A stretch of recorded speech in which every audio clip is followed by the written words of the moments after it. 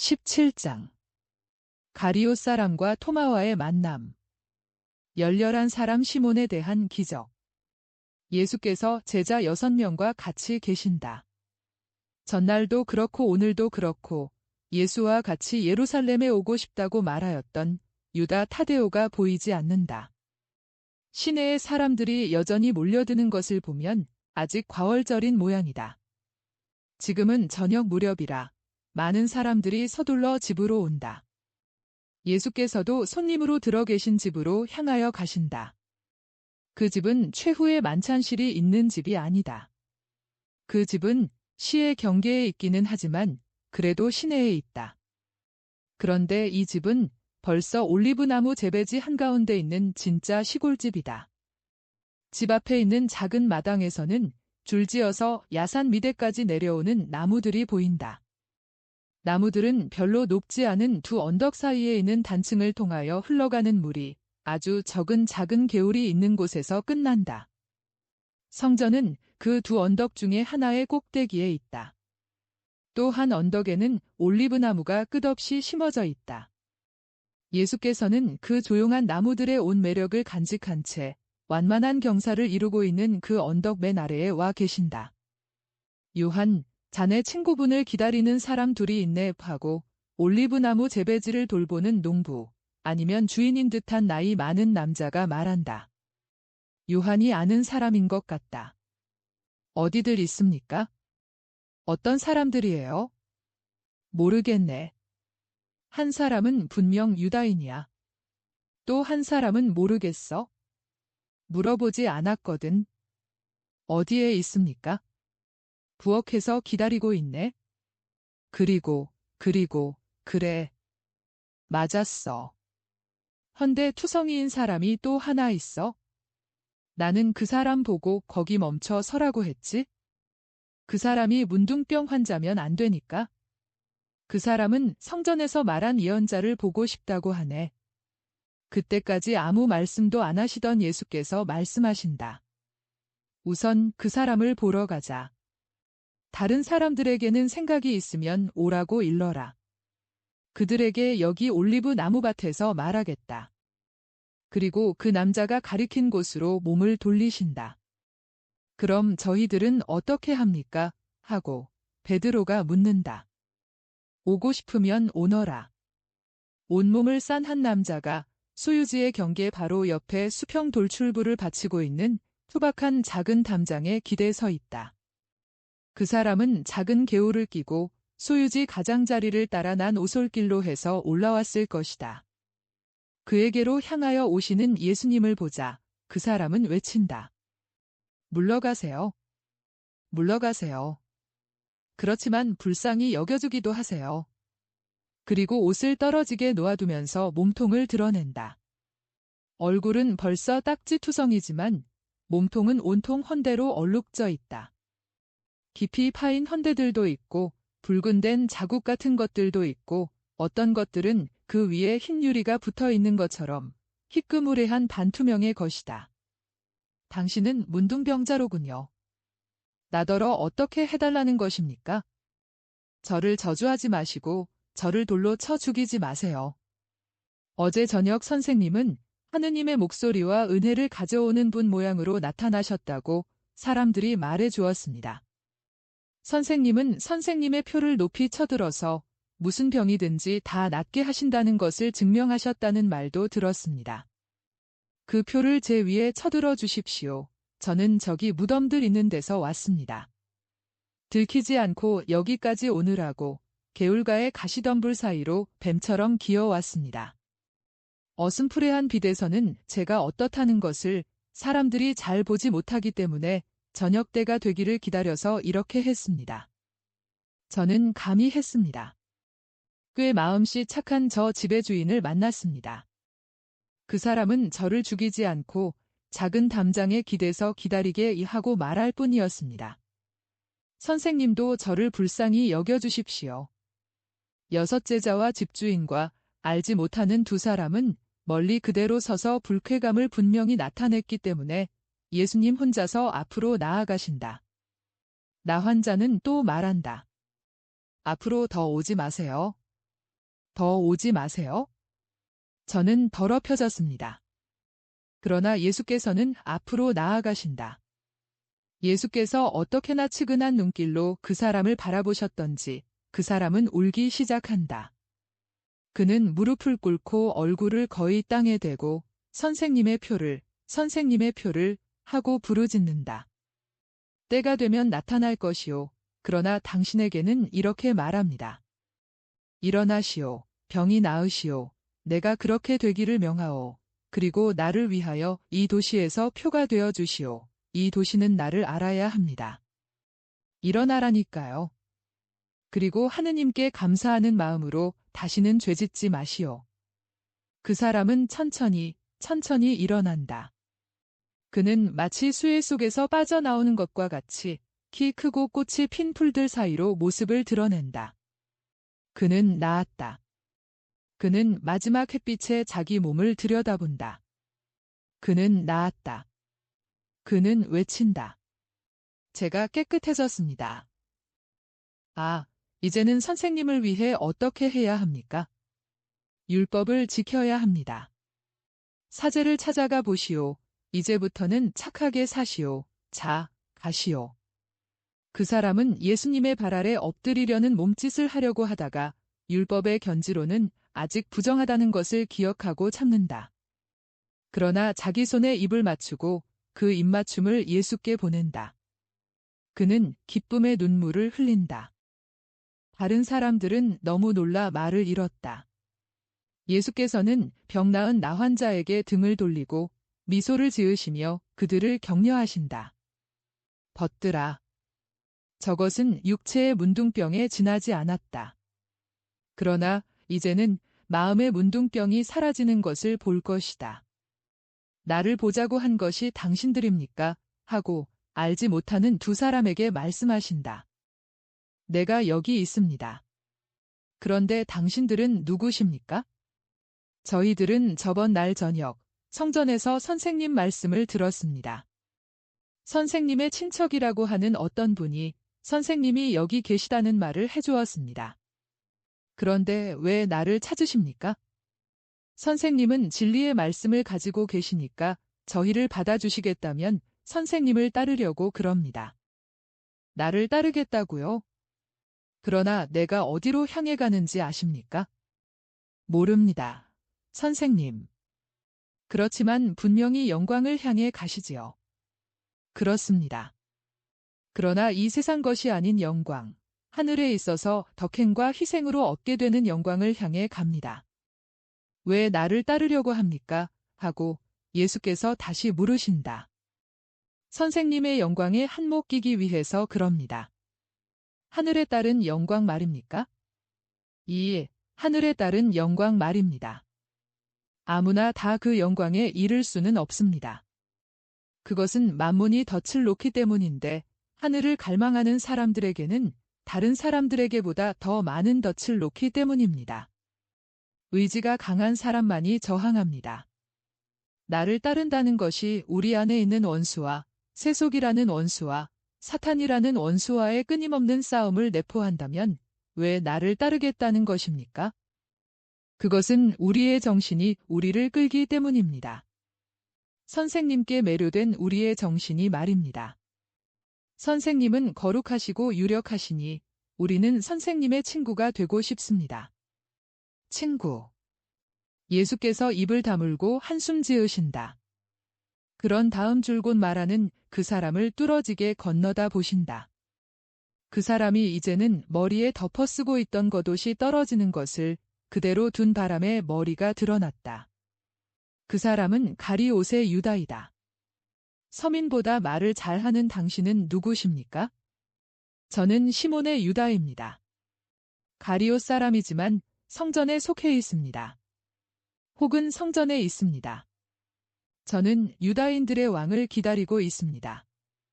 이것이 제 꿈입니다. 선생님의 말씀을 듣고 선생님이 왕이시라는 것을 알아보았습니다. 선생님의 거동을 보고 선생님이 왕이시라는 것을 알아보았습니다. 저를 받아주십시오. 당신을 받아달라고요? 지금. 당장이요. 안 됩니다. 왜 안 됩니까? 선생님. 그것은 대단히 가파른 길에 들어서기 전에 자기 자신을 평가하는 편이 낫기 때문입니다. 선생님은 제 성실성을 믿지 않으시는 겁니까?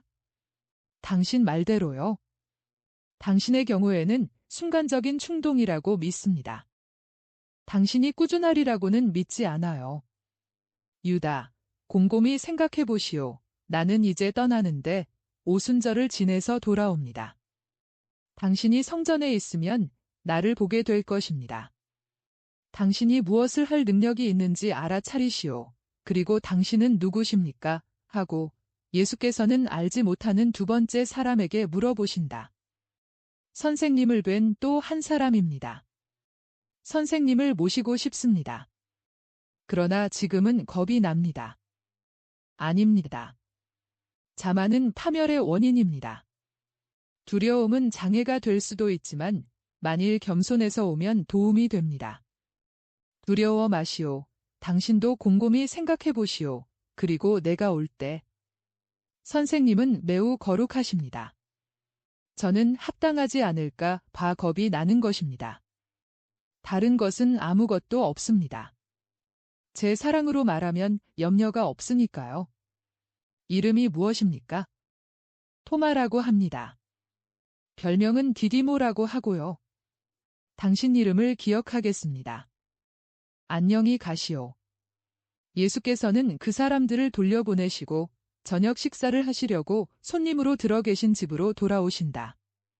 그분과 같이 있는 6사람은 많은 질문을 하려고 한다. 선생님은 왜 두 사람 사이에 차별을 두셨습니까? 차별이 있었거든요. 두 사람이 다 같은 충동을 따랐는데요. 하고 요한이 묻는다. 이 사람아, 같은 충동이라도 풍미가 다를 수 있기 때문이다. 물론 그 두 사람이 같은 충동을 느꼈다. 그러나 그것이 같은 목적을 가지고 있지는 않다. 덜 완전해 보이는 사람이 더 완전하다. 그것은 그가 인간적인 영광에 대한 열광적인 욕망을 가지고 있지 않기 때문이다. 그 사람은 내가 좋아서 나를 사랑하는 것이다. 저도요. 저도 마찬가지입니다. 저도요. 저도요. 저도요. 저도요. 안다.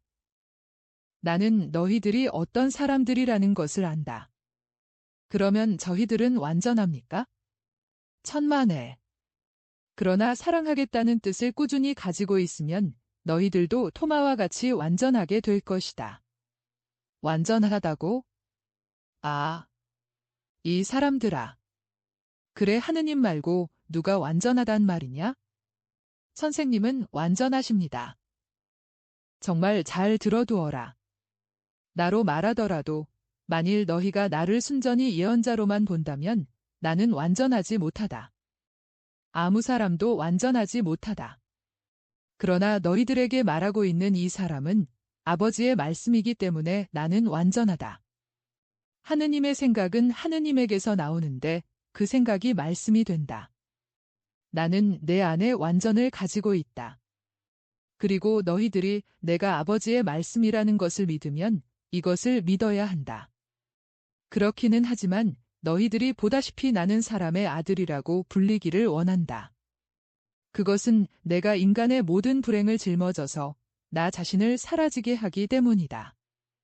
그것들을 짊어지고 그것들을 짊어진 다음에 없애버리려는 것이다. 이것이 내 첫 번째 십자가이다. 그러나 나는 그 불행에 손상을 입지 않을 것이다. 이 사람들아, 그것은 엄청나게 무거운 짐이다. 그러나 나는 그것을 기꺼이 짊어진다.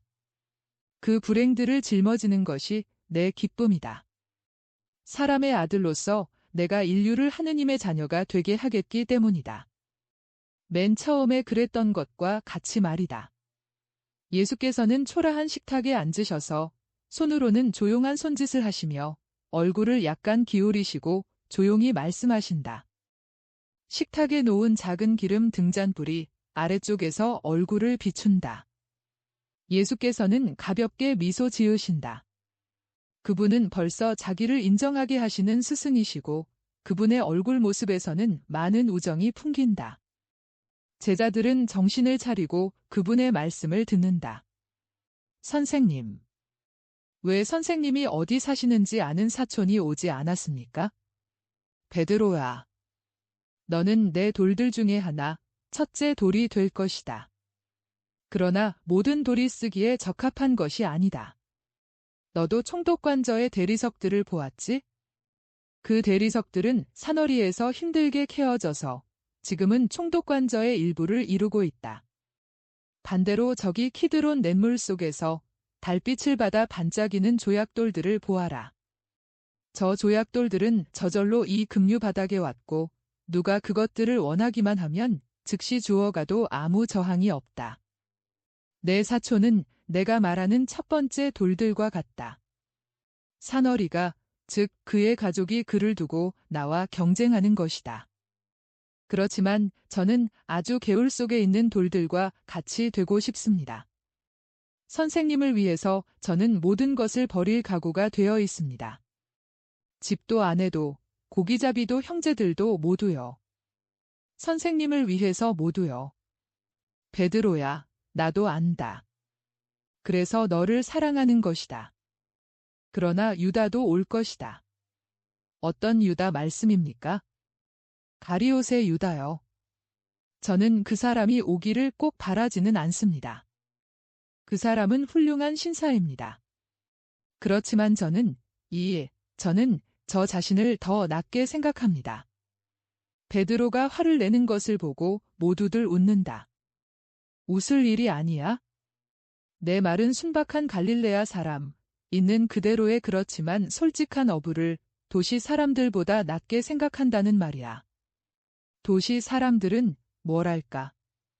모르겠어. 이렇단 말이야.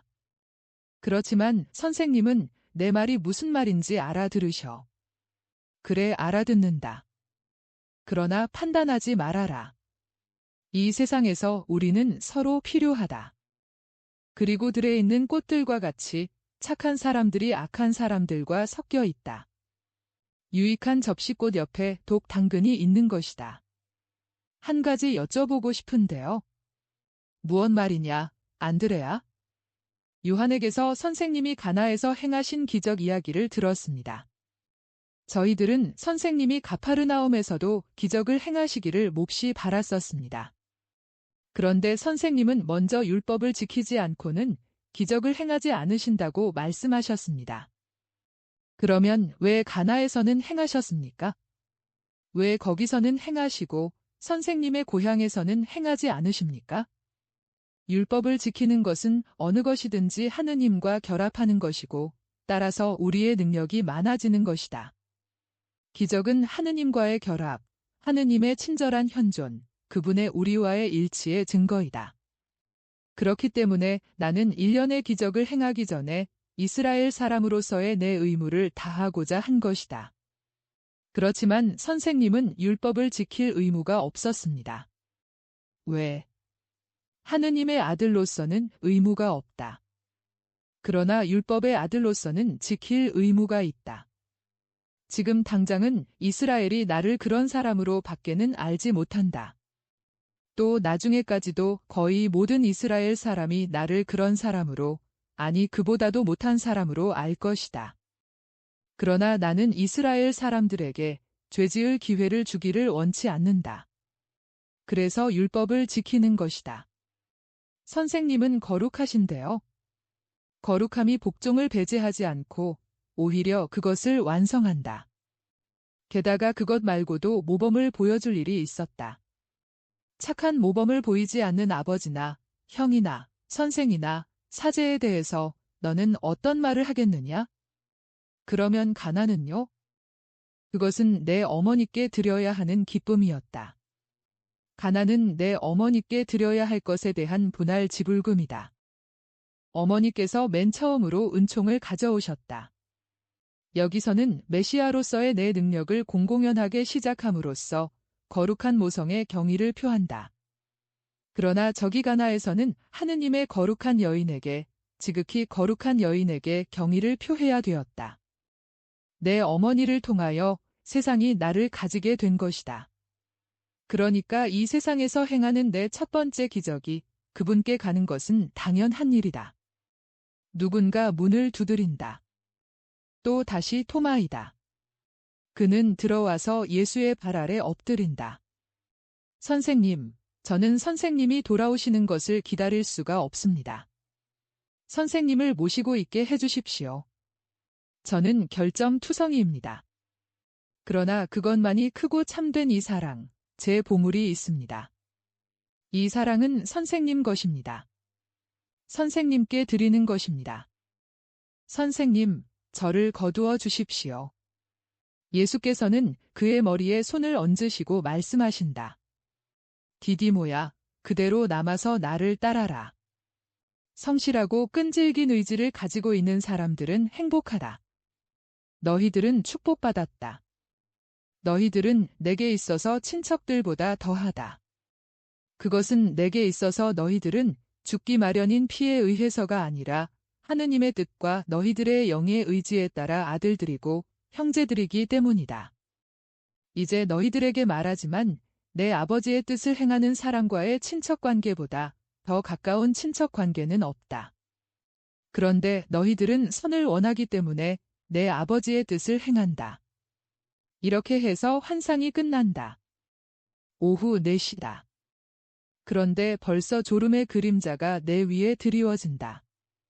그런데 어제의 고통의 시간의 당연한 결과로 이 잠이 깊으리라는 것을 나는 느낀다.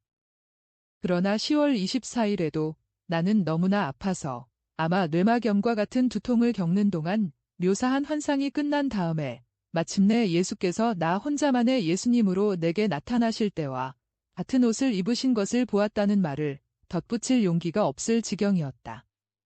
그 옷은 약간 상아 빛깔을 띤 흰색의 고운 모직으로 만든 옷이었고 거기에 잘 어울리는 겉옷이었다. 메시아로서 처음으로 예루살렘에 당신을 나타내셨을 때 입으셨던 그 옷이었다. 18장 토마가 제자가 되다. 오늘 아침 여러 시간에 걸친 아주 무거운 잠에서 깨어나 날이 새기를 기다리면서 기도하는 동안 환상의 계속을 보았다. 계속이라고 말한 것은 다음과 같은 이유 때문이다. 우리도 아직 같은 장소에 있다. 벽이 온통 연기로 검게 된 넓고 낮은 부엌은 겨우 길고 좁은 투박한 식탁에 놓여 있는 작은 기름 등잔 하나로 밝혀져 있으며 그 식탁에는 예수님과 그분의 제자들과 집주인 이렇게 8사람이 한쪽에 4사람씩 앉아 있다. 예수께서는 아직 등 없는 걸상에 돌아앉아 계신다. 과연 다리가 셋 달리고 등이 없는 걸상밖에 없다. 진짜 촌스러운 가구이다. 예수께서는 아직 토마와 말씀하신다. 예수의 손은 새로운 사람의 어깨에 내려와 있다. 예수께서 토마에게 말씀하신다. 이 사람, 일어나게. 저녁을 먹었는가? 못 먹었습니다.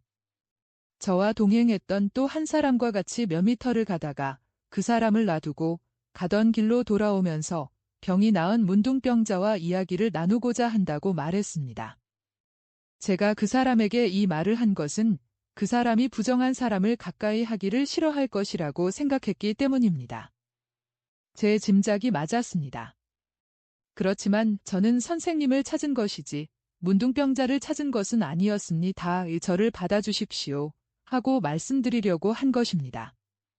그래서 올리브나무 재배지 주위를 돌고 있었는데 한 젊은이가 무엇을 하느냐고 물었습니다. 저를 고약한 생각을 품은 사람으로 생각한 모양입니다.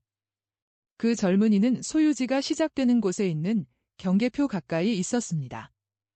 집주인이 빙그레 웃으며 말한다. 내 아들이요. 그리고는 설명을 하며 이렇게 덧붙인다. 그 애는 앞찾기 앞에서 보초를 서고 있는 겁니다. 우리의 금년 수학 거의 전부가 지하 저장고 앞찾기 아래 있어요.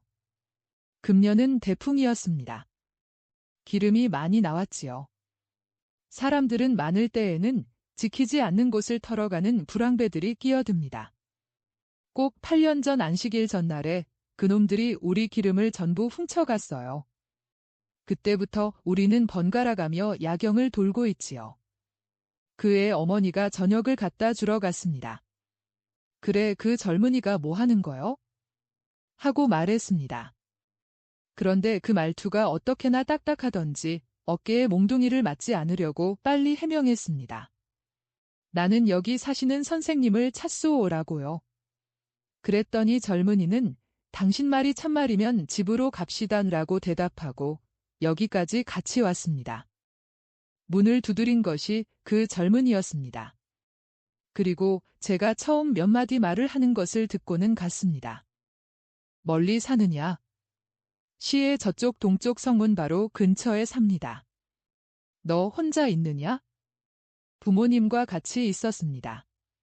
그렇지만 부모님은 베들레헴 가는 길 옆에 사는 다른 친척들한테 가셨고 저는 선생님을 밤낮으로 찾느라고 남아있다가 결국 만나 뵙게 되었습니다. 예수께서는 빙긋이 웃으시며 말씀하신다. 그러면 기다리는 사람이 아무도 없단 말이구나. 이에 길은 멀고 밤은 어둡고 로마 순찰대들은 시내를 누비고 다닌다. 그래서 말인데 우리하고 같이 있고 싶으면 있어라. 아이고. 선생님. 토마는 좋아한다. 이 사람에게 자리를 마련해 주어라. 그리고 모두 형제에게 무엇을 좀 주어라. 당신으로서도 예수께서는 당신 앞에 있는 치즈의 일부를 떼어내시며 토마에게 설명하신다. 우리는 가난하다. 그리고 식사가 거의 끝났다. 그러나 모두가 진심으로 내게 주는 것이다. 그리고 당신 곁에 앉아있는 요한에게 말씀하신다. 친구에게 내 자리를 양보해라. 요한은 곧 일어나서 식탁 옆쪽에 가서 주인 곁에 앉는다. 토마야, 앉아서 먹어라. 그리고 모든 사람에게 말씀하신다. 벗들아, 너희들은 항상 이렇게 해서 사랑의 법을 지켜라. 나그네는 벌써 하느님의 율법으로 보호받는다. 그러나 너희들이 이제는 내 이름으로 나그네를 한층 더 사랑해야 한다. 누가 하느님의 이름으로 너희들에게 빵이나 잠자리나 물 한 모금을 와서 청하면 너희들도 하느님의 이름으로 주어라. 그러면 하느님께서 거기대한 상금을 주실 것이다. 너희는 모든 사람에게 원수들에게까지도 이렇게 해야 한다. 이것이 새 법이다. 지금까지 너희는 이런 말을 들었었다. 너희를 사랑하는 사람들을 사랑하고 원수들을 미워하여라 하고. 그러나 나는 너희들에게 이렇게 말한다. 너희를 미워하는 사람들을 사랑하여라 하고. 아, 만일 너희들이 내가 말하는 것과 같이 사랑하면 너희들이 하느님께 얼마나 많은 사랑을 받을지 모른다. 어떤 사람이 나는 당신과 같이 함께 주 하느님을 섬기고 그분의 어린 양을 따르고 싶습니다 하고 말하면 그때에는 그 사람이 너희들에게 있어서 같은 피를 나눈 형제보다 더 소중한 사람이 되어야 한다. 그것은 너희가 영원한 유대, 즉 그리스도의 유대로 맺어지겠기 때문이다. 그렇지만 그 후 어떤 사람이 솔직하지 않다는 것을 알아차리게 되면요. 이렇게 저렇게 하고자 한다. 고 말하기는 쉽습니다. 그러나 말이 항상 사실과 맞아 들어가지는 않거든요 하고 베드로가 대단히 화가 나서 말한다. 잘은 모르겠지만 그가 보통 때의 명랑한 기분이 아닌 것 같다. 이봐, 베드로야. 내 말은 양식과 정의에 맞는 말이다. 그러나 생각해 보아라. 착한 마음씨와 신뢰로 잘못을 저지르는 편이 불신과 무정으로 과오를 범하는 것보다 낫다. 만일 내가 비열한 자에게 선행을 하면 그 때문에 내게 어떤 해가 돌아오겠느냐? 아무런 해도 돌아오지 않는다. 오히려 반대로 하느님의 상급은 항상 성실한 내 몫이 될 것이고 반면에 상대는 내 신뢰를 저버린 것으로 인하여 불명예를 얻게 될 것이다. 아무런 해도 돌아오지 않다니요. 네 참. 어떤 때는 비열한 자가 배은망덕하는데 그치지 않고 한술 더 떠서 명성과 재산과 심지어 생명까지도 해치는 일이 있는 거려. 옳은 말이다. 그러나 그것으로 인해서 내 공로가 줄어들겠느냐? 그렇지 않다. 모든 사람이 중상을 믿고 그래서 내가 욥보다도 더 가난하게 될 수밖에 없고 그 잔인한 사람이 내 목숨을 앗아간다 하더라도 하느님이 보실 때 무엇이 달라지겠느냐? 아무것도 달라진 것은 없을 것이다. 다만 내게는 변화가 있겠지만 더 낫게 되는 변화일 것이다. 내 착한 마음씨의 공로에 정신적인 순교의 공로와 재산을 잃고 목숨을 잃은 공로가 보태질 것이다. 좋습니다. 좋아요. 그렇게 될 겁니다. 베드로는 이제 입을 다문다. 뿌르퉁해가지고 머리를 한 손으로 괴고 있다. 예수께서는 토마 쪽으로 몸을 돌리고 말씀하신다. 이봐라. 내가 올리브나무 재배지에서 처음에 내가 지방을 한 바퀴 돌고 돌아왔을 때 당신이 아직 그렇게 되기를 원하면 내 제자가 되시오 하고 내게 말했었지. 그런데 지금은 예수를 기쁘게 할 용의가 있느냐 고 말하겠다. 틀림없이 그렇습니다. 그러나 이 기쁨이 내게 희생을 요구한다면? 선생님을 섬기는 데에는 제게 고통스러울 것이 아무것도 없습니까? 어떻게 하기를 원하십니까? 나는 내게 이런 말을 하고자 하였다. 그러나 만일 내가 사귀고 지내는 사람들이나 정다운 사람들이 있다면? 아무것도 없습니다. 아무것도요. 제게는 선생님이 계십니다. 말씀하십시오. 이거 봐라. 내일 새벽같이 그 문둥병자가 묘지를 떠나 사제에게 알릴 사람을 찾으러 갈 것이다. 너는 우선 무덤들 있는 곳으로 가거라. 이것이 사랑이다. 그리고 이렇게 큰 소리로 말하여라. 어제 깨끗해진 분은 밖으로 나오시오. 나를 당신에게로 보내신 분은 이스라엘의 메시아, 나자렛의 예수여. 어제 당신 병을 고쳐주신 분 말이오 하고 산송장의 세계 사람들이 내 이름을 알고 희망을 가지고 몸을 떨게 되도록 하여라. 믿음과 더불어 희망을 가진 사람은 내가 고쳐주게 내게로 오기 바란다. 이것이 내가 가져오는 순결과 내가 지배하는 부활의 첫 번째 표시이다. 언젠가는 더 심오한 순결을 주겠다. 언젠가는 밀봉된 무덤들이 진짜 죽은 사람들을 쏟아낼 것이니 그 사람들은 그들의 움푹 들어간 눈과 바싹 마른 턱뼈를 가진 채 나타나서 림보의 기다림에서 해방된 영들의 기쁨으로 인하여 웃을 것이다. 그 기쁨이 아직은 멀리 떨어져 있지만은 그래도 그들의 해골만으로도 벌써 느꼈던 것이다. 그들이 나타나서는 이 해방을 보고 웃을 것이고 그것이 누구의 덕택인지를 알기 때문에 기뻐서 어쩔 줄을 모를 것이다. 너는 가거라. 그 사람이 너를 향하여 올 것이다. 그 사람이 너더러 해달라는 대로 해주고 그 사람이 내 형제인 것처럼 모든 일을 도와주어라. 그리고 그 사람에게 이렇게 말하여라. 당신이 완전히 깨끗하게 되면 독고와 에브라임 너머에 있는 강가의 길로 함께 갑시다. 거기서 예수 선생님이 당신과 나를 기다리시다가 우리가 어떻게 해서 그분을 섬겨야 하는지를 일러주실 것입니다. 오하고. 그렇게 하겠습니다. 그런데 또 한 사람은요? 누구 말이냐? 가리오 사람 말이냐? 예. 그 사람의 경우에는 내 권고가 그대로 계속된다. 그 사람이 스스로 결정하고 오래 곰곰이 생각하게 내버려 두어라. 그 사람을 만나는 것조차 피하여라. 저는 문둥병자 곁에 있겠습니다. 무덤들이 있는 골짜기에는 이리저리 다니는 부정탄 사람들이나 불쌍히 여겨서 가까이 가는 사람들밖에는 없습니다. 베드로는 무슨 말인지 투덜대고 있다. 예수께서 그것을 들으셨다. 베드로야, 무슨 일이냐? 너는 말을 안 하거나 투덜대거나 하는구나. 불평이 있는 것 같은데 왜 그러느냐? 불만이 있습니다. 저희들이 제일 먼저 온 보람들인데 저희들에게는 기적 하나도 선물로 주지 않으셨습니다. 저희들이 제일 먼저 온 사람들인데 선생님은 외부 사람을 선생님 곁에 앉히십니다. 저희들이 제일 먼저 왔는데 선생님은 그 사람에게는 책임을 맡기시면서 저희들에게는 안 맡기십니다. 저희들이 제일 먼저 왔는데 그런데 바로 말에서 꼴찌 같단 말씀입니다. 왜 강가길에서 그 사람들을 기다리십니까? 분명히 그 사람들에게 어떤 임무를 맡기시려는 거지요. 왜 그 사람들에게는 맡기시면서 저희들에게는 맡기지 않으십니까? 예수님은 그를 보신다. 성이 나지 않으셨다. 어린아이에게 미소를 보내는 것처럼 그에게 미소를 보내기까지 하신다.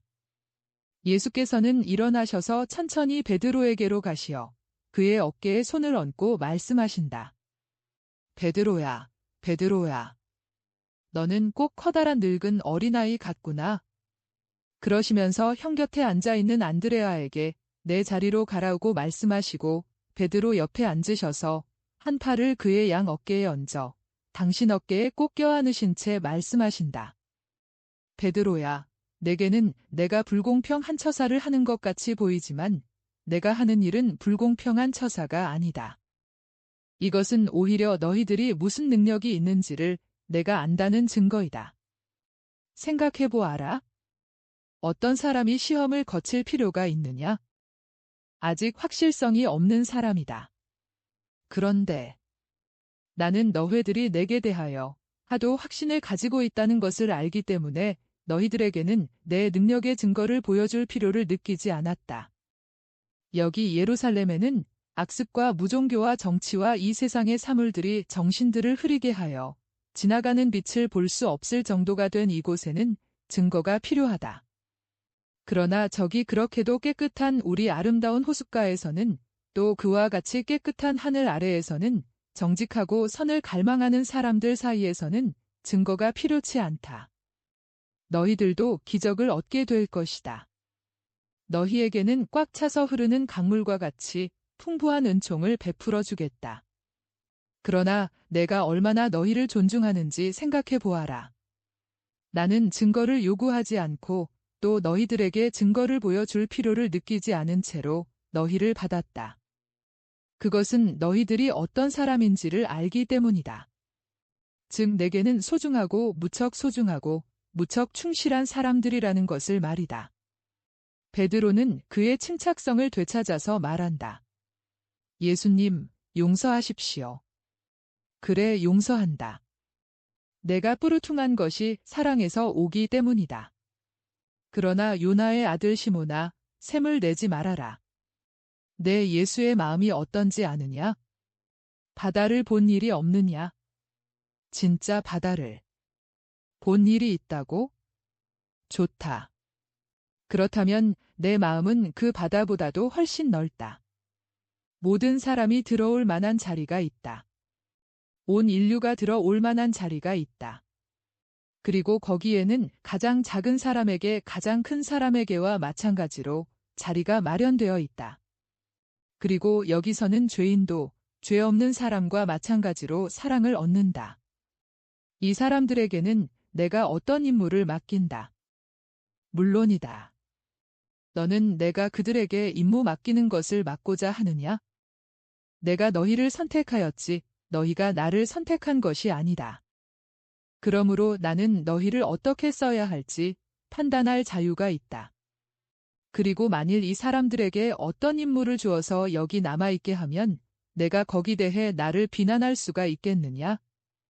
여기서 임무는 가리옷 사람에게 남겨준 기간이 자비일 수 있는 것과 같이 실현일 수도 있다. 내게는 더 중요한 임무를 마련해 두었는지 알기나 하느냐? 그리고 너는 나와 같이 가겠느냐 하는 말을 내가 듣는 것이 가장 아름다운 사랑의 증거가 아니겠느냐? 맞습니다. 맞아요. 전 바보입니다. 용서해 주십시오. 그러마 모든 것을 하나하나 다 용서해 주마. 아, 베드로야.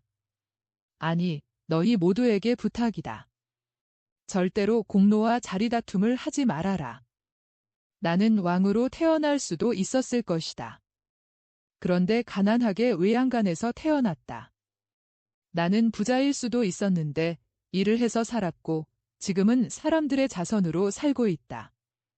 그렇기는 하지만 이 말을 믿어라. 하느님이 보시기에는 나보다 더 위대한 사람이 아무도 없다. 여기 사람의 종으로 있는 나 자신 말이다. 선생님이 종이시라고요? 그건 절대로 안 됩니다. 베드로야, 왜 그러느냐? 제가 선생님을 섬기겠으니까 그렇습니다. 비록 내가 어머니가 자기 아이를 돌보듯이 나를 섬긴다 하더라도 나는 사람에게 봉사하러 왔다. 인간에게 나는 구세주가 될 것이다. 이것과 비교할 만한 봉사가 어디 또 있단 말이냐? 아이고. 선생님. 선생님은 모든 것을 설명해 주시는군요. 그러니까 희미하던 것이 갑자기 환해집니다. 베드로야, 이제는 만족하느냐? 그러면 토마에게 마저 말을 하게 가만히 있어라. 그 문둥병자를 확실히 알아볼 수 있겠느냐? 병이 나은 사람은 그 사람밖에 없다. 그러나 그 사람이 별빛으로 인도되어 친절한 길손을 찾아 벌써 떠났을지도 모른다. 그리고 부모를 보려고 시내에 들어가기를 바라는 다른 문둥병자가 그 사람 대신 나설지도 모른다. 그 사람의 모습은 이렇다. 나는 그 사람 바로 곁에 있었고 황혼이었기 때문에 잘 살펴보았다. 그 사람은 키가 크고 말랐다. 호녀라처럼 얼굴빛이 짙은 빛깔이고 눈이 움푹하고 대단히 검으며 눈썹은 눈같이 회고 머리칼은 아마색이고 매우 굽슬굽슬하며 코는 리비아 사람들 같이 끝이 납작하게 퍼졌고 입술은 두꺼운데 특히 아래 입술이 두껍고 앞으로 쑥 내밀었다. 그 사람 살갗이 어떻게나 거무죽죽한지 입술은 보라빛을 띨 지경이다. 이마에는 오래된 흉터가 남아있는데 딱지와 때가 깨끗이 없어진 지금은 그것이 유일한 흠일 것이다. 머리가 희면 늙었겠군요. 필립보야, 아니다. 늙은이 같아 보이지만 늙은이는 아니다. 문둥병 때문에 머리가 휘어진 것이다. 혼혈아라는 것은 무엇입니까? 베드로야, 아마 그런 것 같다. 그 사람은 아프리카 사람들과 비슷하다. 그러면 그가 이스라엘 사람일까요? 알게 될 것이다. 그러나 이스라엘 사람이 아니면? 그야. 이스라엘 사람이 아니면 떠나갈 수도 있을 것입니다.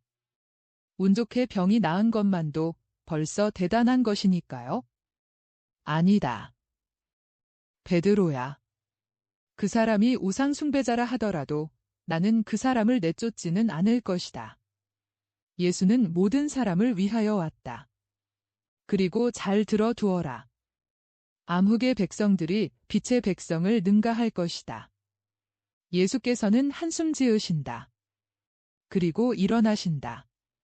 찬가를 낭송하면서 아버지께 감사를 하시고 찬양하신다. 환상은 이렇게 끝난다. 말이 나온 김에 지적하겠는데 내 안에서 알려주시는 분이 어제 저녁부터 내가 문둥병자를 바라볼 때부터 이렇게 말씀하셨다. 저 사람이 사도 시몬이다. 너는 그가 선생님께 오는 것을 보게 될 것이고 타데오가 오는 것도 볼 것이다. 오늘은 금요일이다. 오늘 아침 성체를 모신 다음 미사경본을 펼쳤을 때 오늘이 바로 성시온과 성유다의 축일 전날이라는 것을 알게 되었고 내일의 복음에는 내가 첫 번째 환상에서 본 것과 같은 말을 거의 되풀이해서 말하는 애덕에 대한 말씀이 있었다. 그러나 지금 당장은 유다 타데오가 보이지 않는다. 19장 알페오의 유다, 토마, 그리고 시몬이 요르단강 옆에서 제자로 받아들여지다. 요르단강 연안, 너희는 예수 시대에 그랬던 것과 같이 정말 아름답구나. 나는 너희들을 바라보고 물소리와 새로 돋는 나뭇잎들이 감미로운 멜로디와 같이 노래하는 너희 푸른빛 물결의 장엄한 평화를 매우 즐긴다. 나는 지금 꽤 넓고 잘 손질된 곁에 있다. 통행이 많은 길인 모양이다. 아니 그보다도 로마인들이 여러 지방을 수도와 연결하기 위하여 뚫은 군용 도로인 것 같다. 길은 강 근처로 지나가지만 정확히 강을 따라가지는 않는다. 도로와 강 사이에는 나무가 많은 좁은 땅이 있는데 내 생각에는 강둑을 든든하게 하고 물이 불어나는 계절에는 물에 저항하는 데 소용될 것 같다. 도로 저쪽으로도 숲이 계속된다. 그래서 길은 그 위에 무성한 가지들이 서로 얽히는 자연적인 회랑 같아 보인다. 해가 사정없이 내리쬐는 이 지방을 여행하는 길손들에게는 기분 좋은 휴식처이다. 강이 따라서 길도 내가 있는 지점에서는 약간 휘어진 활 모양을 하고 있어서 나뭇잎이 뒤덮인 강변이 물이 고요한 못, 호수를 둘러싼 초록빛 담장과 같이 되어서 계속되는 것을 볼 수가 있다. 영주의 저택의 큰 정원에 있는 못과도 같다. 그러나 물은 못의 물과 같이 움직이지 않는 물이 아니다. 물은 비록 천천히 흐르지만 흐르기는 한다. 그것은 물에서 제일 가까운 가장 대담한 갈대에 부딪혀 찰랑찰랑 소리를 내는 물소리로 알 수 있다. 그 갈대들은 맨 아래쪽 모래톱에 나 있고 수면에 늘어져서 흐르는 물에 흔들리는 잎들은 물결치는 긴 리본 같아 보인다. 또 그 초록빛 머리카락 끝을 강물 위에 들이우고 있는 능수버들도 한 무더기가 있다. 강은 흐르는 물살로 그 머리카락을 느리고 우아하게 쓰다듬으면서 빗기는 것 같다. 지금 아침 시간에는 저교와 평온이 감돈다. 새들이 노래하며 부르는 소리, 나뭇잎에 물 부딪는 소리, 나무들 사이에 도단한 깊고 파란 풀잎의 이슬 방울의 반짝임이 있을 뿐이다. 그 풀은 여름 해로 단단하고 누렇게 되지 않고 자주 돋아난 것이어서 연하다. 그 풀들은 땅에 아주 깊숙한 데까지 신선함과 비옥하게 하는 성분으로 영향을 주는 봄비가 내린 후에 돋아난 것이다. 새 길소는 길이 구부러진 이곳, 바로 활의 정점에 와서 멈추어 섰다. 그들은 위아래로, 남쪽으로는 예루살렘 쪽을, 북쪽으로는 사마리아 쪽을 바라본다. 그들이 기다리는 어떤 사람이 오는지 보려고 나무 줄기들 사이로 찾는다. 그들은 토마와 유다 타데오와 병 나은 문둥병자이다. 그들은 말한다. 아무것도 안 보입니까? 나요. 안 보이는데요. 나도요. 그렇지만 여기가 약속한 장소가 틀림없는데요. 확실합니까? 시몬, 확실해요. 물고기 성문대에서 불구자 거지를 고쳐주시는 기적을 행하신 다음 선생님이 군중의 환호를 받으면서 떠나가실 때 6 제자 중에 한 사람이 이렇게 말해 주었거든요. 이제 우리는 예루살렘에서 나갑니다. 예리고와 독고 사이 5마일 되는 곳, 강이 구부러진 곳 길가에서 우리를 기다리시오 하고. 바로 이 길이지요. 그 사람은 또 이런 말도 했어요. 우리는 사흘 후 새벽에 거기 갈 겁니다. 하고. 오늘이 사흘째고 그리고 내일이 나흘째인데요. 오실까요? 예루살렘에서부터 선생님을 따라가는 것이 더 나았을지도 모르겠는데요. 시몬, 당신은 아직 군중들 사이로 올 수가 없었어요. 만일 내 사촌이 이리 오라고 말했으면 이리 올 겁니다. 내 사촌은 항상 약속을 지키니까요. 기다리기만 하면 됩니다. 당신은 항상 선생님과 같이 계셨소? 항상 같이 있었어요. 나자레스로 돌아온 뒤로 사촌이 나하고 친한 동무였어요. 늘 같이 있었지요. 우리는 동갑이지요. 내가 조금 위이고 그리고 또 내 아버지의 형님인 그의 아버지가 나를 제일 사랑하셨어요. 그리고 또 그의 어머니도 나를 무척 사랑하셨어요. 내가 클 때의 내 어머니보다는 내 사촌의 어머니하고 더 많이 지냈어요. 그분의 어머니가 당신을 사랑하셨는데 지금은 전보다 덜 사랑하시나요? 원천만에요. 그렇지만 내 사촌이 예언자가 된 다음부터 우리는 좀 사이가 멀어졌지요. 그것이 내 친족들의 마음에 들지 않았거든요. 친족이라니 누구를 말하는 겁니까? 내 아버지와 2 형 말입니다. 또 한 형은 망설이고 있지요. 아버지는 매우 연세가 높기 때문에 아버지께 불만을 품게 해드릴 마음을 가지지 못했어요. 그렇지만 이제는 달라졌어요. 이제는 내 마음과 정신이 끌리는 대로 갑니다. 예수께서도 가는 겁니다. 나는 이렇게 하는 것이 율법을 어기는 것이라고는 생각하지 않아요. 그러나 벌써 내가 하고자 하는 것이 옳지 않은 일이면 예수가 내게 말해 주었을 것입니다. 나는 예수가 하라는 대로 하겠습니다. 아버지가 선을 찾는 아들에게 반대할 권리가 있습니까? 만일 내가 내 구원이 여기 있다는 의식을 가지고 있다면 왜 그곳에 가는 것을 막습니까? 어째서 이런 경우에 아버지들이 우리에게 적이 됩니까? 시몬은 고통스러운 추억들을 누가 들추어내 주는 것처럼 한숨 짓는다. 그는 고개를 떨어뜨리지만 말을 하지 않는다. 토마는 반대로 대답한다. 나는 벌써 장애물을 뛰어넘었어요. 내 아버지는 내 말을 듣고 이해하셨습니다. 아버지는 내게 축복을 하면서 이렇게 말씀하셨어요. 좋다.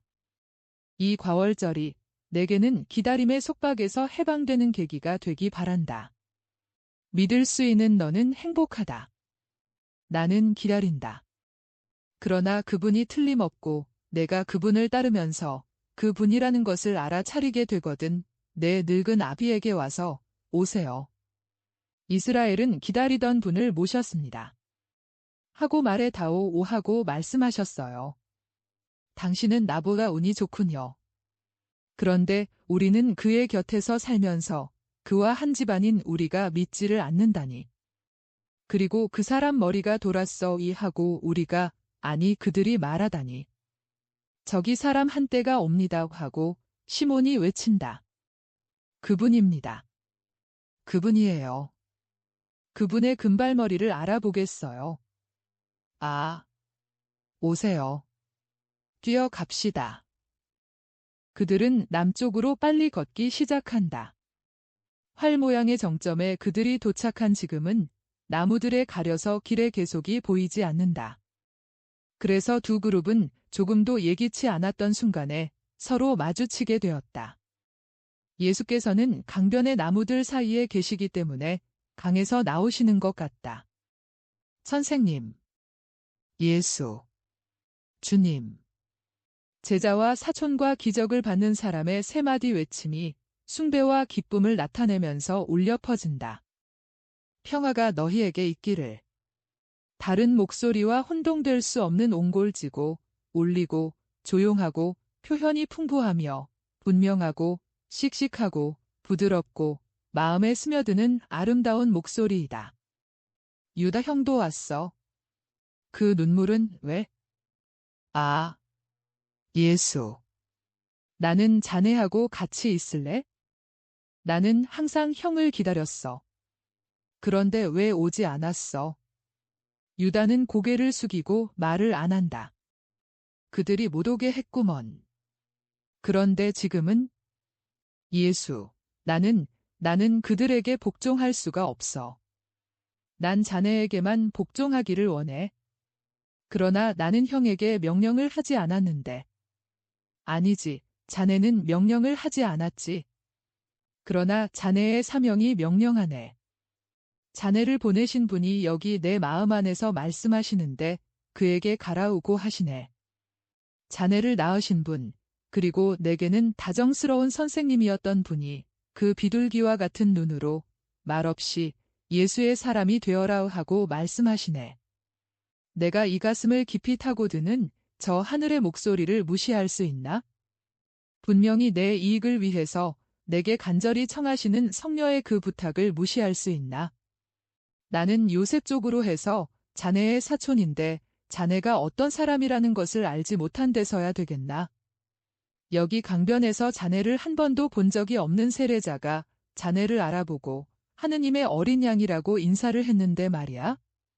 그리고 자네와 같이 자라고 자네를 따르면서 착하게 된 내가 자네 어머니의 덕택으로 율법의 아들이 되었고 성경과 기도문 외에 랍비들의 613가지 계율뿐 아니라 그 모든 이의 영혼까지도 마음속으로 들이마시다시피 한 내가 아무것도 할 일이 없단 말인가? 그럼 아버지는 어떻게 하고? 내 아버지? 아버지께서는 빵도 부족하지 않고 도움도 없지 않아. 그리고 자네가 내게 모범을 보여주었어. 자네는 어머니의 개인적인 이익보다는 오히려 백성의 이익을 생각했지. 그런데 마리아는 외톨이야. 내 선생인 자네가 말해주게. 아버지께 대한 공경을 어기지 않고도 아버지를 사랑합니다. 그렇지만 아버지 위에는 하느님이 계십니다. 그래서 그분을 따라갑니다 하고 말할 수 있지 않은가? 내 형이며 친구인 유다. 나는 형에게 이렇게 말하겠어? 형은 빛의 길에서 매우 멀리 나아갔다고. 와요. 하느님께서 부르실 때에는 아버지께 그렇게 말씀드려도 돼. 하느님 위에는 아무것도 없거든. 혈연의 계율까지도 사라지지. 아니, 그보다도 우리의 눈물로 우리 부모와 우리 어머니들에게 더 큰 도움을 드리는데 그것도 이 세상의 세월과는 비교가 되지 않는 영원한 목적을 위하여 드리는 것이지. 우리는 그분들을 우리와 같이 하늘로 끌어당기고 애정을 희생하는 같은 길로 해서 하느님께로 끌어당기는 것이야. 그러니까 유다 형, 여기 있어? 나는 형을 기다렸는데 내 나자렛 생활의 친구인 형을 다시 얻으니 기뻐. 유다는 매우 감격하였다. 예수께서는 토마에게로 몸을 돌리고 말씀하신다. 너는 충실히 순종하였다. 제자로서의 첫째 가는 덕행이다. 선생님께 충실하려고 왔습니다. 내가 분명히 말하는데 너는 나중에까지도 충실할 것이다. 아주 부끄러워하며 뒤에 처져 있는 너도 두려워하지 말고 오너라. 주님, 하고 문둥병자였던 사람이 예수의 발 아래 엎드린다. 일어나거라. 이름이 무엇이냐? 시몬입니다. 가족은? 주님, 제 가족은 유력했습니다. 저도 존경을 받았었습니다. 그러나 종파 간의 원한과 또 젊은 시절의 방탕이 그 권세에 상처를 입혔습니다. 제 아버지는, 저는 하늘에서 오는 것이 아닌 눈물을 제게 흘리게 한 아버지를 반대해서 말해야 하겠습니다. 선생님 보셨지요? 아버지가 제게 어떤 선물을 했었는지요? 아버지가 문둥병자였었느냐? 문둥병자는 아니었습니다. 저도 문둥병자는 아니고 다른 이름을 가진 병에 걸렸었는데 그 병을 우리 이스라엘 사람들은 여러 가지 문둥병과 같이 분류합니다. 아버지는 그때 아버지의 집은 아직 세력이 있어서 집에서 존경을 받으며 살다가 돌아가셨습니다. 저는 선생님이 구해주지 않으셨더라면 무덤들 가운데서 죽었을 것입니다. 외톨이냐? 외톨이지만 충실한 하인이 한 사람 있어 제게 남아있는 것을 보살핍니다. 저는 그 사람에게 알렸습니다. 어머니는 돌아가셨습니다. 그러면서 그 사람은 거북해하는 것 같다. 예수께서는 그를 자세히 살펴보신다. 시몬아, 너는 나보고 선생님을 위해 어떻게 해야 합니까? 하고 말했었지. 이제 나는 너보고 나를 따르라고 말한다. 주님. 즉시 따르겠습니다. 그렇지만 저는 한 가지 말씀을 드리게 해주십시오. 제가 속해 있던 계급 때문에 열렬한 사람이라고 불렸었고 또 제 어머니 때문에 가나안인이라고 불렸습니다. 아시겠습니까? 저는 천한 신분의 사람입니다. 제 안에는 노예의 피가 있습니다. 제 아버지는 본처에서 아들을 얻지 못했고 노예의 몸에서 저를 얻었습니다. 선량한 부인인 아버지의 본처는 저를 친아들처럼 키웠고 돌아가실 때까지 제가 수없이 많이 앓는 동안에 저를 간호해 주셨습니다. 하느님이 보시기에는 노예도 없고 해방된 노예도 없다. 하느님이 보시기에는 오직 한 가지 노예와 같은 상태가 있을 뿐이다. 그것은 죄이다. 그리고 나는 죄를 없애려고 왔다. 나라가 모든 사람의 것이기 때문에 나는 너희 모두를 부른다. 학식이 있느냐? 학식이 있습니다. 저도 실력자들 사이에서 지위를 보전했었습니다. 제 병이 옷으로 가려져 있는 동안은 그랬습니다. 그러나 병이 눈에 띄게 되자 제 적들은 좋아서 그 병을 이용해 저를 송장들 사이에 가두었습니다. 사실 제가 진찰을 받은 체사레아의 로마인 의사가 말하는 것처럼 제 병은 진짜 문둥병이 아니고 유전성 포행진이었습니다. 그러니까 그 병을 전염시키지 않으려면 자식을 낳지만 않으면 되는 것이었습니다. 제가 아버지를 저주 안 할 수 있습니까? 아버지를 저주해서는 안 된다. 아버지는 내게 갖가지 불행을 주었다. 아, 그렇고 말고요. 아버지는 가산을 탕진했습니다. 아버지는 방탕하고 포악하고 인정이 없고 애정이 없었습니다. 아버지는 제게 건강과 애무와 평화를 거절했습니다. 아버지는 제게 업신여김을 받게 하는 이름을 낙인처럼 찍어주었고 수치스러운 병을 넘겨주었습니다. 아버지는 모든 것을 아들의 장래까지도 마음대로 했습니다. 아버지는 제게서 아비가 되는 기쁨까지도 빼앗아 갔습니다. 그런 이유로 너더러 나를 따르라 우고 말하는 것이다. 내 곁에서 또 내 뒤에서 너는 아버지를 얻고 아들들을 얻을 것이다. 시몬아, 눈을 들어라. 저기서 진짜 아버지께서 내게 미소를 보내신다. 내 눈길을 넓은 땅 위로 여러 대륙으로 여러 나라로 보내라. 거기에는 수많은 아들들이 있다. 그들은 너를 기다리고 너 같은 많은 사람을 기다린다. 내 표 아래서는 버림받음이라는 것이 없어졌다. 내 표 안에는 고독이 없어졌고 차별도 없어졌다. 이것은 사랑의 표이다. 그리고 사랑을 준다. 아들을 가지지 못한 시몬아, 오너라. 내 사랑을 위하여 아버지를 잃은 유다야, 오너라. 너희를 같은 운명에 결합시킨다. 예수께서는 두 사람을 가까이 다가서게 하시고 마치 그들을 차지하시려는 것처럼 그들에게 공통의 멍에를 메워주시려는 것처럼 그들의 어깨에 손을 얹으신다. 그리고 말씀하신다. 나는 너희들을 결합시킨다. 그러나 지금 당장은 너희를 갈라놓는다. 시몬, 너는 여기 토마와 같이 남아 있어라. 토마와 함께 내가 돌아올 길들을 준비하여라. 얼마 안 있어 다시 올 터인데 나를 기다리는 백성이 많기를 원한다. 병자들에게 병을 고쳐주는 분이 온다고 말하여라. 너는 그 말을 할 수 있다. 기다리는 사람들에게는 메시아가 백성 가운데 와 있다고 말하여라. 죄인들에게는 향상하는 힘을 주기 위하여 용서하는 어떤 분이 있다고 말하여라. 그렇지만 그렇게 할 수가 있을까요? 할 수 있다. 너희들은 이렇게만 말하면 된다. 그분이 오셨습니다. 그분이 여러분을 부르고 기다리십니다. 그분은 여러분에게 은총을 주려고 오십니다. 빨리 서둘러 그분을 보도록 하시오. 그리고 이 말에다 너희들이 알고 있는 일에 대한 이야기를 덧붙여라. 그리고 사촌 유다는 나와 이 사람들과 같이 가자. 그러나 유다는 나자렛에 남아 있어라. 왜요? 예수.